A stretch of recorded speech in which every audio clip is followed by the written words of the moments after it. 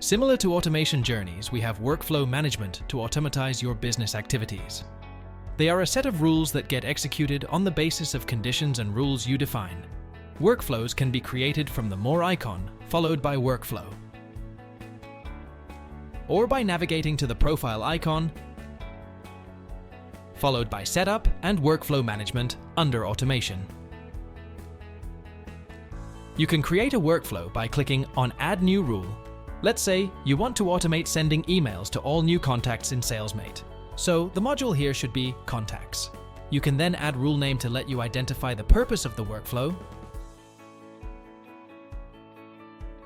The execution criteria should be Create. Now specify any additional rules. Let's say you want to send emails to only those new contacts whose job title is CEO. It will narrow down your data on which the workflow should execute.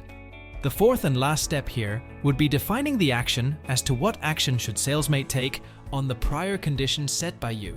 Select Send Alerts here and give it a suitable name. Choose the email template from your system, or you can create one from here. Now select from which record the welcome email should be triggered and who should be receiving the email replies. You can add the email recipient,